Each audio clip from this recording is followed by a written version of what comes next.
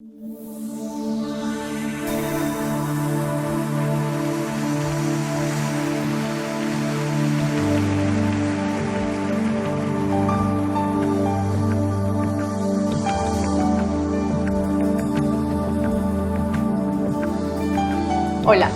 bienvenidos a La Verdad Presente.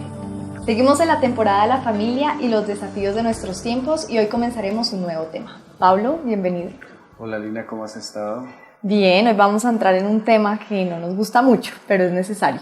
Sí, esos temas difíciles. Sí. Pablo, hoy vamos a empezar a tratar un asunto que es muy importante, aunque no es muy agradable, pero es muy necesario por los tiempos que estamos viviendo hoy en día y el asunto es el divorcio. Entonces, ¿qué tienes para empezar a decirnos sobre este tema? Bueno, como tú dices, es de esos temas que nunca va a ser agradable ni tratarlos, pero es importante que nosotros dejemos que la palabra hable sobre este asunto, porque aunque es una de las crisis de nuestra generación, pues ya las mismas escrituras trataban el asunto con mucha claridad. Entonces es importante dejar que la palabra nos muestre los principios claros para que nosotros conformemos nuestra vida y nuestro andar conforme a lo que Dios ha dicho y ha dejado escrito. Pablo, ¿cuál es la situación actual del divorcio, tanto en los cristianos como en el mundo? Bueno, yo pienso que esa es la enfermedad de la familia en nuestros días. Por ejemplo, acá en Colombia desde el 2014 se han incrementado los niveles de divorcio, que hemos llegado a un punto donde más o menos estamos en el 39% de divorcios en el país. O sea, de cada 3 matrimonios que se casan en una unión civil, 1 se divorcia, y esto antes de 7 años. Y digamos acá en Bogotá la cifra es mucho mayor. En Bogotá el 50% de los matrimonios que se unen, las personas que se unen en matrimonios se divorcian, o sea, 1 de cada 2 matrimonios se divorcia aquí en Bogotá. Entonces la cifra es supremamente alta. Esas son cifras que la curva de crecimiento de los últimos años en relación a este asunto ha sido increíble. Algunas estadísticas en Estados Unidos hablando de los cristianos también muestran el asunto de una manera alarmante. Por ejemplo, el hermano John MacArthur, en una revista en la que él escribe, él dice que hay un porcentaje de que el 27% de los cristianos nacidos de nuevo se divorcia, a diferencia de un 24% en los incrédulos. O sea, él cita que la estadística en Estados Unidos es mayor el divorcio entre los cristianos, aunque él pone en duda lo que ellos consideran cristianos nacidos de nuevo, pero sí son por lo menos personas que asisten regularmente a una iglesia y se consideran cristianos, y su porcentaje es mayor. Hay otras estadísticas que dicen que en Estados Unidos, entre los cristianos, 1 de cada 3 matrimonios se divorcia, o sea, es prácticamente la misma cifra que tenemos acá entre las personas seculares. Entonces las cifras son alarmantes porque ya los cristianos están tomando el matrimonio de la misma manera que lo toma el impío y asimismo lo deshacen como lo están haciendo las personas que no tienen temor de Dios. Entonces es importante que hablemos nosotros de esto. Sí, precisamente cuando das la estadística sobre divorcios cristianos es totalmente alarmante, o sea, es realmente como una crisis y yo creo que en parte es falta de conocimiento de lo que dice la escritura respecto a ese tema.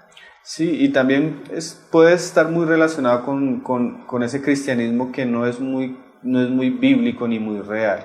Porque muchas personas asisten a una iglesia o se dicen que son cristianas, pero realmente no han tenido el efecto de la verdadera conversión, porque la verdadera conversión trae un cambio de vida y agudiza el temor en el corazón de las personas hacia Dios. Entonces una persona nacida de nuevo que toma la decisión de divorciarse, hay que poner en tela de juicio aún su cristianismo. Porque de por sí, como hemos estado explicándolo en los otros programas, Cristo magnifica los roles de la persona, especialmente los del hogar, como padre, como esposo, como esposa. Entonces lo que muestra es no solo que estamos igual que el mundo, sino que estamos viendo un muy mal cristianismo, fruto de muchas cosas, de un falso evangelio, de falsas doctrinas. Entonces pues el Señor nos ayude porque es una crisis en la iglesia muy fuerte. Pablo, para empezar, y yo creo que muchas personas se están preguntando eso en este instante que nos están viendo, y es, ¿qué dicen las escrituras entonces respecto al divorcio? ¿Cuál es la verdadera visión o perspectiva bíblica sobre este tema? Bueno, cuando el Señor estableció y diseñó el matrimonio, Él no concibió nunca el divorcio. Realmente es un asunto que no se ve en la voluntad de Dios. El mismo Señor Jesús dijo ahí en Mateo 19, verso 3, cuando le preguntaron sobre si era lícito dar divorcio a una mujer por cualquier cosa, él respondió y les dijo: ¿no habéis leído que el que los hizo en el principio, varón y hembra los hizo? Y dijo: por esto el hombre dejará a su padre y madre y se unirá a su mujer, y los dos serán una sola carne. Así que no son ya más dos, sino una sola carne. Por tanto, lo que Dios juntó, no lo separe el hombre. Entonces, lo que Dios juntó es el matrimonio, un hombre y una mujer. Y lo que Él juntó, que el hombre no lo separe. O sea, la iglesia, ni el Estado, ni siquiera las mismas personas tienen la autoridad de deshacer algo que Dios desde un principio dijo que sería por toda la vida. Dios considera el matrimonio una unión hasta la muerte, a tal punto que nosotros encontramos pasajes como en Malaquías, donde Dios dice que Él odia el divorcio, que Él aborrece el divorcio, y esas palabras pueden significar que Él está en oposición o en contra de eso. O sea, en la voluntad de Dios nunca está concebido el divorcio, aunque nuestra cultura se esté pues permeando todo el pensamiento de las personas y los hogares. Para Dios es algo aborrecible, es algo que Él está en contra del divorcio. Y cuando tú lees, no solo Dios está en contra del divorcio, sino están en contra de las personas que practican el divorcio. Por ejemplo, mira lo que dice Malaquías 2:14. Mas diréis, ¿por qué?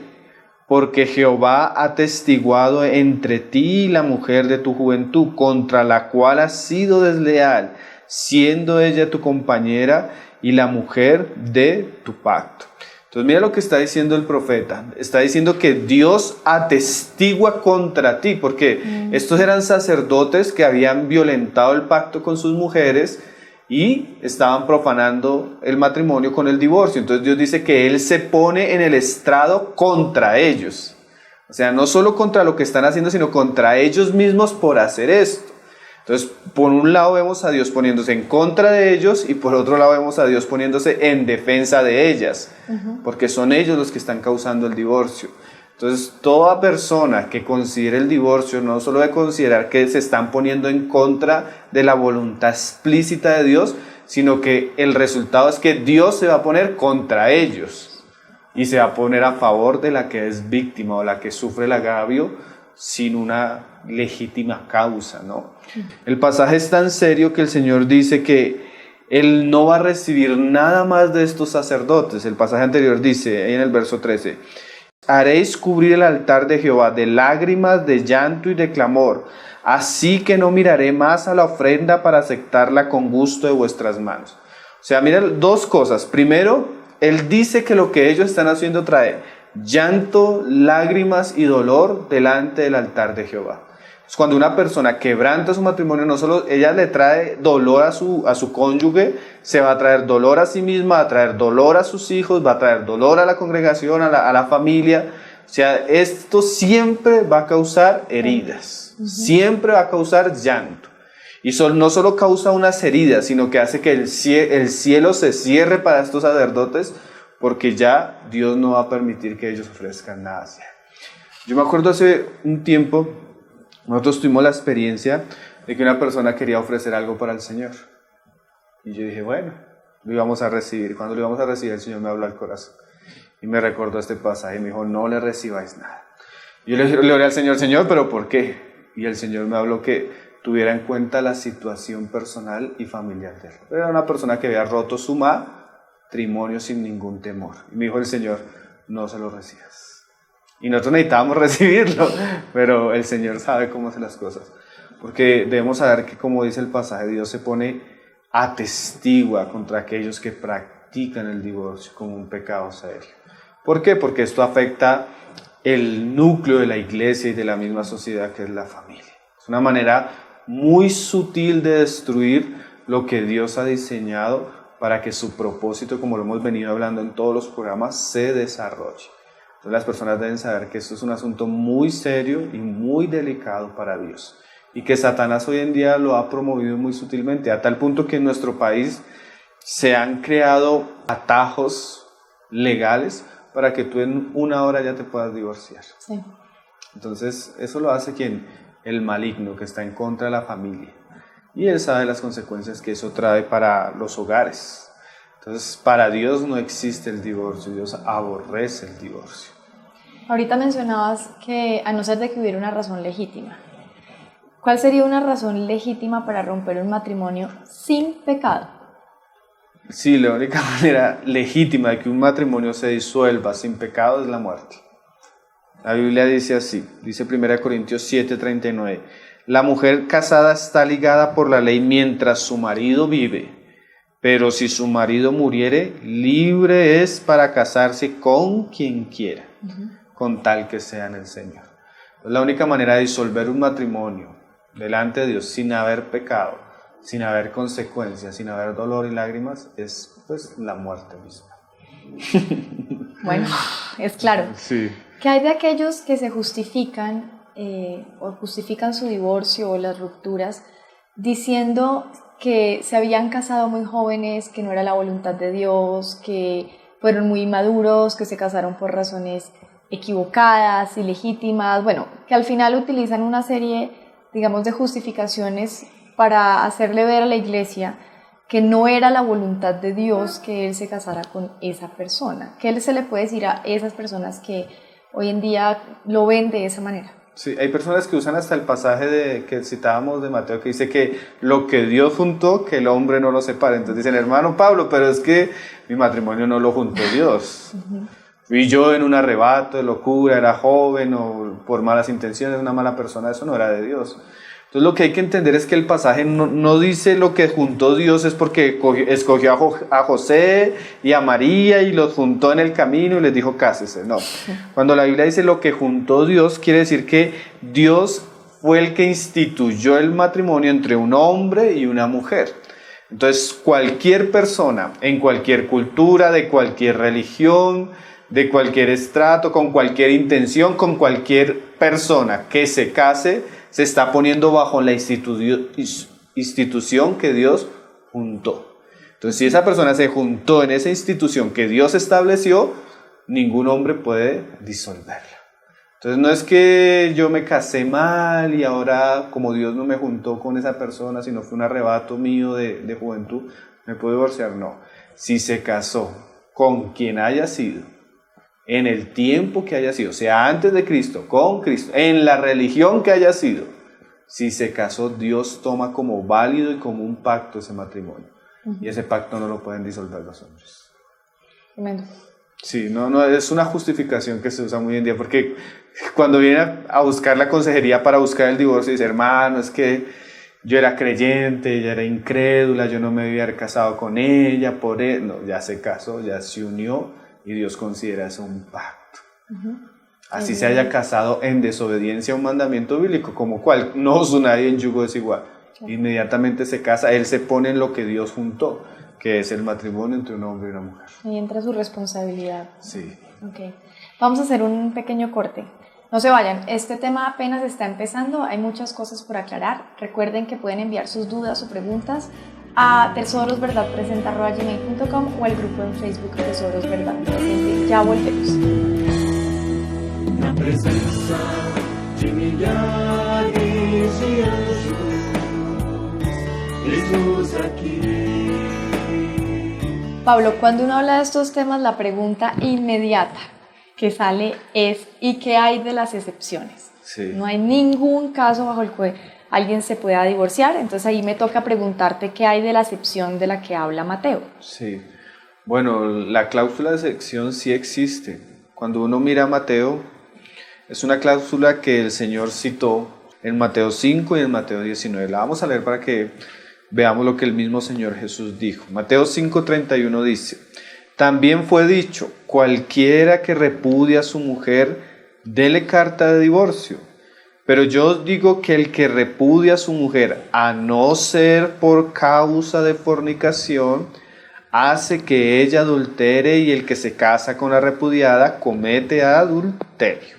Entonces ahí la cláusula es a no ser por causa de fornicación. O sea, a no ser, el Señor nos está diciendo que en la carta de divorcio y el repudio es permitido cuando hay fornicación. Y esto no es algo que el Señor él lo incluyó en las escrituras, sino que era algo que ya la ley decía. En el pasaje que te citaba al comienzo en Mateo 19, cuando el Señor les dice a ellos que lo que Dios unió, que nadie los separe, ellos mismos le preguntan, y entonces, ¿por qué Moisés permitió dar carta de repudio? Entonces ahí el Señor responde en el verso 8.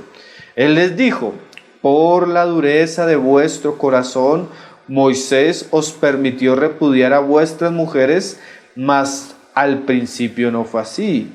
Y yo os digo que cualquiera que repudia a su mujer, salvo por causa de fornicación, y se casa con otra, adultera. Y el que se casa con la repudiada, adultera. Entonces aquí el Señor usa la frase de salvo por causa de fornicación. Entonces hay una salvedad. Hay una puerta atrás de la casa que el Señor dejó, que no es la voluntad del Señor, que no fue lo que el Señor quiso al principio, que no es algo normal, sino que es fruto del pecado y de la dureza del corazón. Y la sección es que cuando en un matrimonio alguna de las dos partes cae en fornicación, esa fornicación, como es tan seria delante de Dios, puede permitir que la otra persona tome la decisión de darle carta de divorcio. Pero es una excepción, más no es una norma. O sea, no quiere decir que cuando la persona fornica está rompiendo el pacto matrimonial. Quiere decir que la persona que es víctima o que ha sufrido el agravio puede tomar la decisión de divorciarse. Mas lo recomendable nunca es el divorcio, porque la excepción que el Señor da es en casos donde ese tipo de fornicación no se puede tratar. ¿Cómo así? Por ejemplo, hay un hogar y el hombre cae en fornicación con otra mujer, pero el hombre se arrepiente.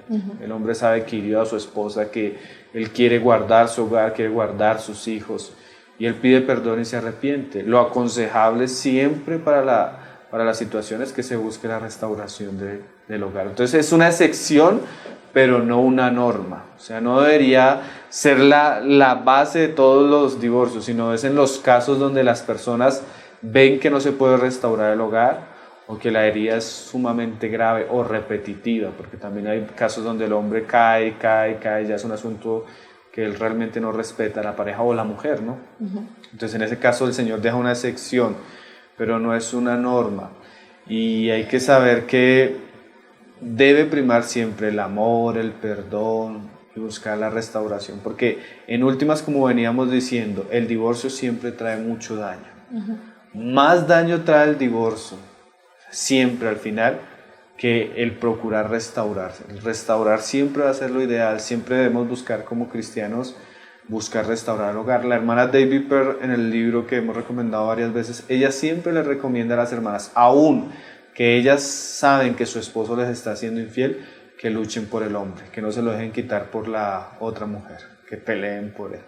Entonces, ¿por qué? Porque siempre va a ser mejor para los hijos, aún para la misma mujer, tener un hogar estable con su marido.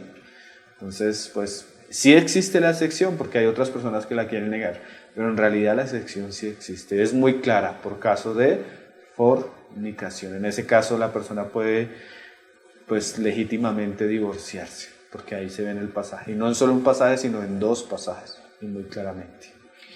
Pablo, precisamente quiero hacerte una pregunta acerca de esa palabra fornicación que está dentro de esa cláusula de excepción en Mateo. Y es que hay algunos hermanos que dicen que como el Señor Jesús utiliza la palabra fornicación en lugar de adulterio, entonces no se está refiriendo al acto sexual durante el matrimonio, sino antes de él. ¿Puedes darnos claridad? ¿Está bien interpretado? ¿O a qué se refiere el Señor Jesús cuando usa fornicación y no exactamente adulterio? Sí, es una corriente de pensamiento que está tomando mucha fuerza. Te leo otra vez el versículo para resaltar lo que ellos dicen. Ellos dicen que cuando el Señor dice ahí, y yo os digo que cualquiera que repudia a su mujer, salvo por causa de fornicación, se casa con otra, adultera, y el que se casa con la repudiada, adultera. Entonces la interpretación que tienen estos hermanos es así. Para ellos fornicación y adulterio no es lo mismo. Para ellos adulterio es relación sexual en el matrimonio. Pero ellos dicen que la palabra fornicación es relación sexual antes del matrimonio. Entonces ellos citan un pasaje de la ley que nosotros lo hemos citado acá, que era que cuando una persona se comprometía en matrimonio con el otro y se casaban y uno de los dos se daba cuenta que la otra persona no era virgen, al enterarse de eso él podía disolver el matrimonio o divorciarse. Entonces la interpretación que ellos hacen, porque ellos no consideran que haya divorcio en ningún caso, ni aún la salvedad que nosotros estamos notando. Entonces ellos interpretan esa fornicación es que hubo relación sexual antes del matrimonio o una relación sexual ilegítima como la que nos dice Levítico 18. ¿Qué es eso? En los casos donde había relación sexual homosexual o relación sexual incestuosa. Entonces cuando ellos ven un matrimonio homosexual, pues claramente se puede disolver o divorciar porque a los ojos de Dios es una relación sexual ilícita. Esa es la interpretación que ellos hacen. Entonces, ¿qué es lo que pasa con esta interpretación? Que ellos hacen fornicación a un lado, adulterio a otro lado. Pero cuando uno mira la suma de la palabra, el asunto no es así. El asunto es que la palabra fornicación, porneia, es una palabra que incluye todo acto sexual ilícito.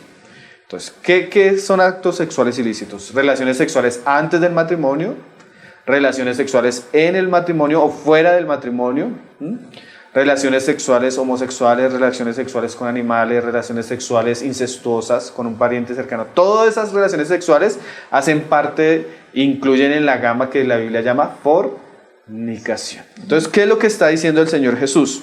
Salvo por causa de fornicación. ¿Por qué no dijo salvo por causa de adulterio? Porque adulterio sería que una de las dos personas se meta con otra pareja fuera de su matrimonio, el hombre con una mujer fuera o la mujer con otro hombre fuera de su matrimonio. Pero ¿por qué el Señor dice causa de fornicación? Porque no es solo la relación sexual de adulterio la que puede romper el pacto matrimonial o que da legitimidad para que la persona se divorcie, sino digamos, llega la mujer y encuentra que su esposo está teniendo una relación sexual con un animal. Eso es fornicación. Claro. O sea, ahí la mujer tiene toda la libertad también de tomar la decisión de divorciarse. Llega la mujer y encuentra a su esposo teniendo una relación sexual con otro hombre. Eso es porneia. No solo adulterio, sino ya es una relación sexual homosexual. Entonces ya ella también tiene libertad. O pariente cercano, incestuoso. Entonces el Señor usa la palabra fornicación y no usa la palabra adulterio porque Él no solo nos quiere mostrar que el pecado de adulterio destruye el matrimonio, sino todo tipo de relación sexual es ilícita, es una razón justificable delante de Dios para que alguna de las dos personas pueda tomar la decisión de divorciarse.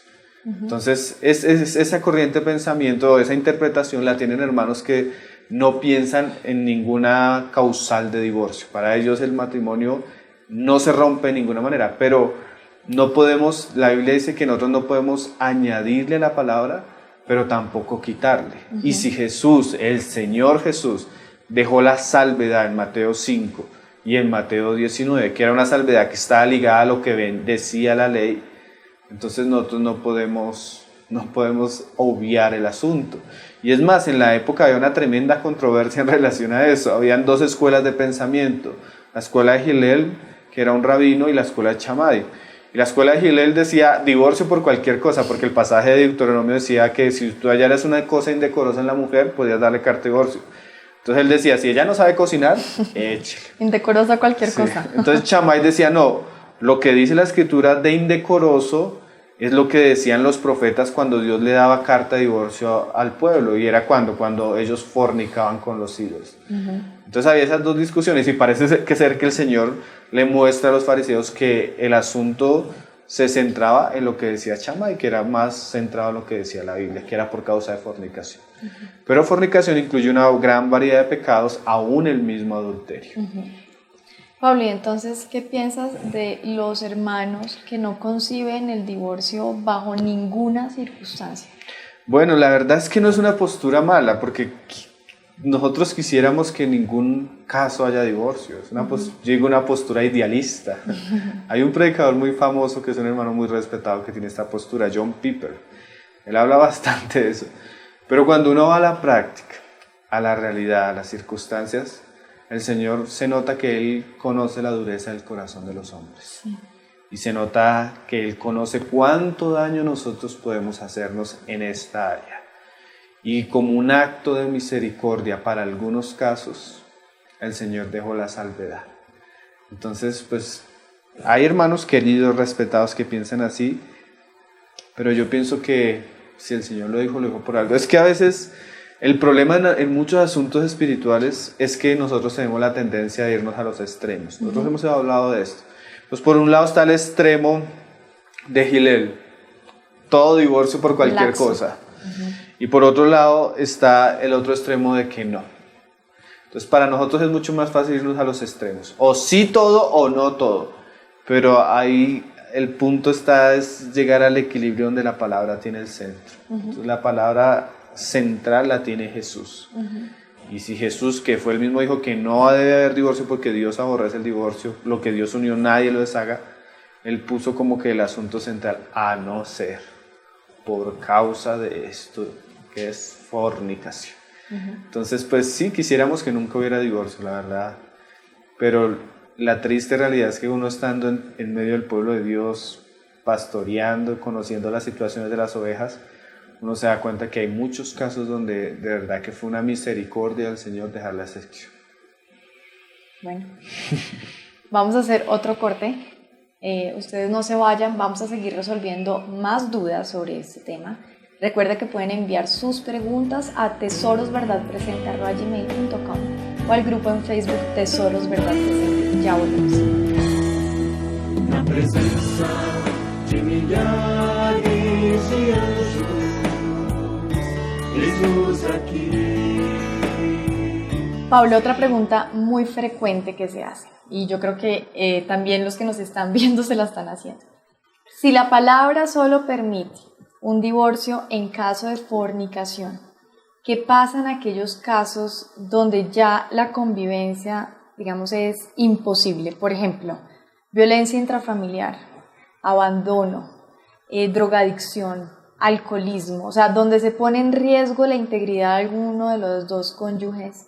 ¿Qué se le puede decir a esa persona que está en esa situación si la palabra solo dice que el divorcio solo es para casos de fornicación? Bueno, esa es una buena pregunta porque ahí es donde hay mucha discusión, pero Sí. Pablo dice ahí en 1 Corintios 7, verso 10, que aunque no hay divorcio, y hay que hacer una diferencia muy clara, una cosa es divorcio y lo que va a decir Pablo. Dice que en esos casos cuando ya hay violencia, hay maltrato, hay problemas serios con el cónyuge, lo que debe hacer la persona es separarse. Te lo va a leer ahí. Pero no divorciarse, una cosa es separarse, otra cosa es divorciarse. Dice ahí, pero a los que están unidos en matrimonio mando no yo sino el Señor que la mujer no se separe del marido. Y si se separa, quédese sin casar o reconcíliese con su marido y que el marido no abandone a su mujer. O sea que Pablo permite en estos casos que la persona tome la decisión de separarse por un tiempo, con el deseo de pronto que Dios pueda restaurar el hogar. Y si no se llegara a restaurar el hogar, esa persona debería quedarse sola. Eso es lo que dice la palabra. Por ejemplo, una hermana está sufriendo porque su esposo, digamos, ya no provee para el hogar, y tras leche es un borracho y la golpea, maltrata a sus hijos. Hermano, ¿qué puedo hacer? No, pues ella puede irse a vivir con la familia, quedarse sola, de pronto él se arrepienta con el tiempo y de pronto busque la reconciliación. Si no, de pronto no se arrepiente, es seguro que de pronto él caiga en pecado, en fornicación, y ella tiene toda la legitimidad para divorciarse. Pero mientras no, lo que pueden hacer es separarse. También hemos tratado casos de hermanos en situaciones a veces entre ellos o en la misma situación, crisis familiar, se murió un hijo, no soportan estar juntos. Entonces, ¿qué dice la palabra? No, sepárense por un tiempo mientras se sanan algunas cosas, pero vuélvanse. La idea es reconciliar, y si no se pueden reconciliar, que se queden solos. No se permite divorcio y mucho menos nuevo matrimonio. Entonces, eso es lo que le enseña la palabra en esos casos. Separación, más no divorcio. Ok. También pienso en aquellos casos, y probablemente algunos de los que nos están viendo están en algún caso de esos, que antes de Cristo ya tuvieron un divorcio, ¿sí? Ilegítimo, pero antes de Cristo, y que aún pueden llegar a conocer a Cristo en otro matrimonio. ¿Qué se les puede decir a estas personas? O sea, se divorciaron y se volvieron a casar y así llegaron a Cristo. Bueno, eso puede ser contado como lo que dice Pablo, que los pecados de ignorancia. pecados de ignorancia como los que él tenía. Él era blasfemo y perseguidor. Así muchas personas llegan, y es muy frecuente que lleguen a la vida cristiana así, con una vida desordenada, con nuevos hogares. Y lo que enseña Pablo es que hay en el mismo pasaje de 1 Corintios 7, que dice que en el verso 27, estás ligado a mujer, no procures soltarte. Estás libre de mujer, no procures casarte. Y en el 24 dice, cada uno, hermanos, en el estado en que fue llamado, así permanezca para con Dios. Entonces una persona viene con varios divorcios y un nuevo matrimonio. ¿Qué se le puede decir a esa persona? Pues se le puede decir que lo que hizo era pecado y hay que llamarla a restituir en la medida que pueda, a responder por los hijos que tienen fuera. Lo que sí no creo que sea conveniente por lo que dice el pasaje es que ella tenga que disolver este nuevo matrimonio, porque sería llevarlo a pecar otra vez contra otro matrimonio que ya ha formado. Entonces el Señor dice que como llegó, quédese. Lo que hay que enseñarles es que no se puede volver a divorciar. O sea, ya como llegó al Señor, quédese. Porque de alguna manera ya lo hizo en ignorancia. El gran pecado existe es cuando se hace siendo creyente. Ahí es donde hay un gran pecado. Cuando se hace un divorcio ilegítimo, siendo ya una persona que conoce al Señor, que conoce la palabra, ya las consecuencias son diferentes. A tal punto que, digamos, una persona cuando destruye su matrimonio siendo creyente, no solo está destruyendo su matrimonio, sino si tiene un llamado, está destruyendo su ministerio, porque la Biblia dice marido de una sola mujer y que debe ser irreprensible. Entonces él ha perdido su buen testimonio, él ha perdido su buen perfume, y prácticamente eso no solo le está haciendo perder pues su hogar, sino le está haciendo perder su llamamiento para con Dios.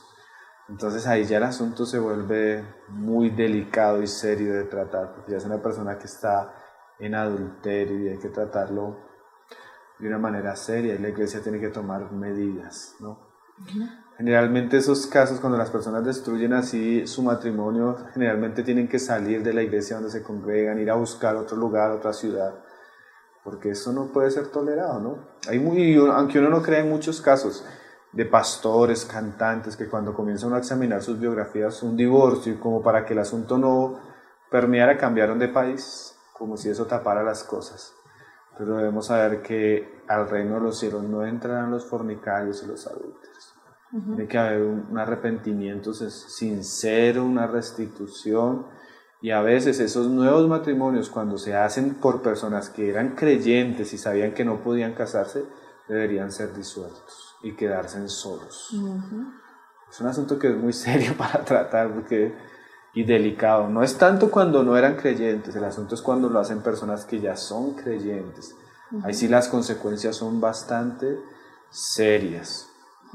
Pablo, algunos hermanos creen, además, que la fornicación ya es suficiente para que se considere divorcio. Entonces la pregunta es la siguiente: aquel que comete el acto de adulterio o de fornicación dentro del matrimonio, pero su cónyuge no le da carta de divorcio porque no se quiere divorciar, entonces en ese caso no sería un divorcio, o sea, no estaría libre para que se case con otra. Si se casara sin esa carta de divorcio sería un adulterio. Sí, claro, porque es que se sobreentiende que el que da la carta de divorcio fue la víctima del matrimonio, o sea, de la fornicación o el adulterio, porque entonces yo digo, no, pues si me quiero divorciar, entonces voy y fornico, y ya tengo la excusa para divorciar. Claro.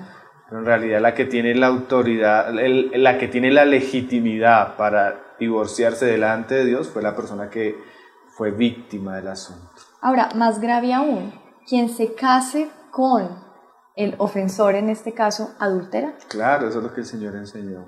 Si te casas con una persona que ha roto su matrimonio por cualquier causa, estás adulterando con él. Y pues si es entre creyentes, terrible. Ok, es complicado. Sí. Pablo, otra pregunta que yo creo que donde hay mucha duda también. Si en este caso lo voy a llamar el ofensor, para comprender y diferenciar quién es el que ofenda, quién es el que es ofendido. Pero si uno de los cónyuges cae en fornicación nuevamente dentro del matrimonio y el ofendido igual le da carta de divorcio, se quiere divorciar y se la da, ¿el que fornicó queda libre para casarse? Bueno, esa es una pregunta aparte del próximo programa cuando hablemos de nuevo matrimonio. Si es permitido el nuevo matrimonio o no es permitido el nuevo matrimonio. Entonces la vamos a dejar para eso, para que queden con la duda y puedan estar pendientes de la próxima grabación. Ahora, si tiene culpabilidad todavía. No, pues es que imagínate, libre. Así le den, y es que es lo que siempre hay que resaltar, así la persona le dé carta de divorcio por su fornicación, esa persona no es eximida de su responsabilidad por haber pecado y por haber destruido su matrimonio. Y para que Dios quite la ofensa, restaure la vida, generalmente hay unas disciplinas muy fuertes y serias del Señor. He conocido casos de personas que así se divorciaron, acabaron su matrimonio, después se dieron cuenta, pero ya después en una disciplina con enfermedad, con crisis en todos los aspectos, y ya piden perdón, el Señor les permite, pero generalmente siempre el que peca y es el causante del divorcio es el que tiene las consecuencias delante de Dios, porque como yo te decía al comienzo, por un lado Dios atestigua contra él y por otro lado defiende a la víctima, y eso es muy importante resaltarlo, porque la persona que fue víctima, que sufrió el agravio, que sufrió el dolor y la vergüenza, no podemos victimizarla más. Dios la defiende a ella o a él en el caso que sea, y se pone en contra del que causó el pecado. Y ese tipo de pecados son los que van a hacer que muchos no entren al reino de los cielos. O sea, eso tiene consecuencias para el tribunal de Cristo. Eso iba a preguntarte. Sí, es un asunto muy serio. Pablo, otra duda. Este bloque está lleno de dudas. ¿La pornografía se considera fornicación? Se considera pecado delante de Dios. Y claro que es pecado también en contra de la pareja, pero no para un divorcio, porque se sobreentiende que para que haya divorcio debe haber pruebas de una fornicación, o sea, que se consumó un acto. Entonces la pornografía llega a ser una fantasía en la mente y en el corazón de la persona. Entonces cuando no hay consumación del acto con otra persona, entonces no creemos que tenga las mismas consecuencias. Sí es pecado, pero es diferente en consecuencias al acto como tal, a llegarse a otra persona. Es como el que de pronto una persona tiene rabia en su corazón contra otra, pero una cosa es que tenga rabia y otra cosa es que coja un cuchillo y la asesine. Claro. Las consecuencias son diferentes. Aunque ya tener rabia en el corazón contra su hermano, ya Dios lo considera no homicida, no tiene las mismas consecuencias al que hace el acto como tal. Entonces en ese caso, la pornografía sí consideramos que es pecado, que debe ser tratado, que es grave, que puede causar daño al matrimonio, pero no da como para un divorcio. Lo máximo que diríamos a una mujer que está viendo que su esposo está esclavo a la pornografía es que se separe, a ver si el hombre se arrepiente, pero no da para divorcio. Ok. Ahora el caso de un creyente casado con un incrédulo. Si es el incrédulo quien está buscando el divorcio, ¿qué debe hacer el creyente? Pues uno debe evitarlo al máximo. Nosotros siempre decimos a los hermanos, hable con él, si son asuntos suyos, busque cambiar, busque conservar su matrimonio. Pero Pablo le dice a los hermanos ahí en 1 Corintios 7:15, si el incrédulo se separa, sepárese. Pues no está el hermano o la hermana sujeto a servidumbre en semejante caso, sino que a paz nos llamó Dios. Entonces en un caso donde el incrédulo quiere divorciarse sin justa razón, pero tramita todo y le sale el divorcio, pues ¿qué puede hacer el hermano? Entonces dice la palabra, no está sujeto a esclavitud. Si él quiso divorciarse, separarse, deje lo que se hace. Usted no está sujeto a esclavitud. El pecado es cuando el creyente es el que propicia el divorcio, ¿no? Cuando el creyente, si él consiste en vivir con él, quédese con él. Pero si el incrédulo quiere separarse, que se separe. Ahora, en ese caso, si el incrédulo no fornica, bueno, es raro esos casos, pero si no fornicara o si no se volviera a casar, pues el creyente está separado, no divorciado. Sí. Es que generalmente cuando uno ve que un incrédulo, hasta el mismo creyente a veces quiere divorciarse, es porque ya tiene en su corazón otra pareja, ya hay alguien o está buscando a alguien. Entonces generalmente siempre hay fornicación ahí. Entonces de una vez le da legitimidad para que el creyente tenga toda la tranquilidad delante de Dios, que eso se rompió. Correcto. Más triste es cuando es un creyente el que está buscando el divorcio y uno de los dos creyentes no. O sea, un creyente sí y el otro no. Entonces en ese caso también le decimos a los hermanos que Mateo 18, si tu hermano peca contra ti, háblale a solas con 2 testigos después si no escucha, y después con la iglesia, y si no escucha la iglesia, pues tenle por gentil. Entonces, cuando hemos tenido que tratar casos de hermanos que quieren el divorcio con otro hermano, o sea, están casados entre hermanos, y el hombre quiere divorciarse de la mujer, y se han llegado a esas instancias de que se ha hablado a solas, generalmente no estamos tratando con un hermano, sino con un gentil, con un incrédulo. O sea, en ese mismo caso se le dice a la persona que no quiere divorciarse, pero que el otro está propiciando el divorcio, que lo deje divorciar, porque actúa como impío, seguramente es un impío. Pablo, sin duda alguna este es un tema muy difícil. Sí. Yo creo que se nos quedan muchas dudas por fuera. Sí. Por eso los invito a que manden las dudas o preguntas que no hayamos contestado hoy. Pero ¿qué nos tienes para decir, como para finalizar el tema, como a manera de cierre y de conclusión? Sí, yo pienso que aún antes de uno de tratar los problemas del hogar, hablar del divorcio desde la perspectiva de Dios es muy importante, porque va a hacer que uno sea muy delicado cuando trate sus conflictos familiares. Porque definitivamente una palabra que nos debemos quitar de la mente es divorcio. Que uno escucha a los hermanos hablar así muchas veces. No, es que ya estoy cansado, ya estoy pensando en divorciarme. No, eso no es una solución. Para el cristiano esa nunca es una solución. Lo máximo en casos extremos, lo que hablábamos hoy, es separación momentánea, buscando restauración. Pero el divorcio es algo que debemos quitarnos de la mente, es algo que Dios abomina, es algo que Dios aborrece, es algo que Dios está en contra y que trae muchas consecuencias a la vida de las personas. Es algo que definitivamente trae llanto y lágrimas, como lo decía Malaquías. Y pues a los que están pensando en casarse, porque el Señor les dijo esto a los discípulos, y los discípulos, uy, si es así no conviene, dijeron. De verdad, si usted está pensando que el matrimonio es ligero y que puede usarlo y después dejarlo y irse para otro lugar y otra vez, pues sí, no le conviene casarse. Asuntos muy serios. Salomón decía unas palabras, y con esas quiero terminar. Cuando a Dios haces promesa, no tardes en cumplirla, porque Él no se complace en los insensatos. Cumple lo que prometes. Mejor es que no prometas, y no que prometas y no cumplas. Y si es así con una promesa, imagínate con un pacto. Entonces, si la persona no está en la capacidad de adquirir una responsabilidad tan seria, mejor no prometa.